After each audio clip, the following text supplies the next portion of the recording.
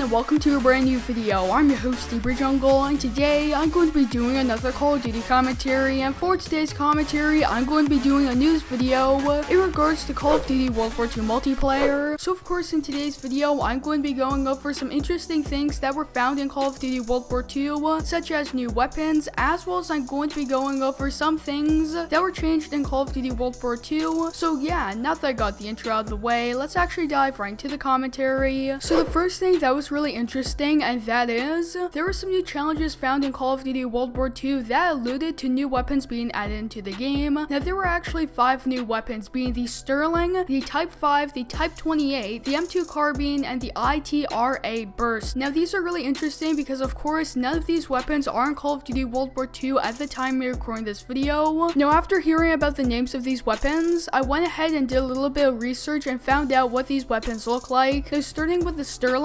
Sterling actually looks like it's going to be a submachine gun. I went ahead and did a little bit of research and it looks very similar to the Sten or the Type 100, being that the magazine is off to the side. It looks like it's going to be pretty interesting. And the Type 5 is going to be the next weapon, and the Type 5 is actually a semi-automatic Japanese rifle, and it resembles very closely to the M1 Garand. And then we actually have the Type 38, which is the next weapon. Now the Type 38 is actually the Arasaka, which is really interesting because if the Arasaka does come into Call of Duty World War II, chances are it's going to be a sniper rifle. So I know a lot of people have been wanting a new bolt action sniper rifle in the game, so that would be really neat if it actually came to the game, of course. And then the next weapon is going to be the M2 Carbine. Now if you actually do a little bit of research, the M2 Carbine looks very similar to the M1A1 Carbine, and we're going to have to see how it's going to perform in the game. The M1A1 Carbine is a pretty good weapon in Call of Duty World War II, so we're going to have to see what the M2 Carbine is going to be. And then last but not least is the ITRA Burst. Now when I went ahead and did a little bit of research, I could not find anything on the ITRA Burst. Now of course it has burst in the name, so it would be really interesting if this were a burst assault rifle in Call of Duty World War II, because of course if this were to come into the game and if it were to be a burst assault rifle, it would be the first as well as the only burst rifle in Call of Duty World War II, so that would be really neat. So yeah, comment your thoughts down below in the comment section. Would you like to see these weapons being added into the game? I personally would, because we actually have some really interesting weapons here. And moving over to the next thing that I'm going to be talking about, and that's going to be, if you linked up your Twitch Prime account, you can actually get some new loot, which is actually under the Honor and Glory supply drop pack, so that's really interesting. You're going to be getting 1 duplicate protected uniform, 1 duplicate protected weapon charm, as well as 1 duplicate protected helmet, so that's going to be really neat. If you have Twitch Prime, all you have to do is link it up with your Call of Duty account, and you can get these items, which is really interesting. As well as Sledgehammer Games said that they're going to be changing the weapon orders to Call of Duty World War II, and it is going to be changing daily, so that's going to be really good, being that if you go into Call of Duty World War II, you can get new weapon orders daily, instead of only being able to complete 1 per week, which means that you're going to be getting more weapons and more weapon variants, and that's really good. So yeah, that's going to conclude today's video. I hope you enjoyed it, and if you did, don't forget to drop a like on it down below, as well as subscribe for more Call of Duty World War II videos like this one. So yeah, that's going to conclude today's video. I hope to see you in the next one.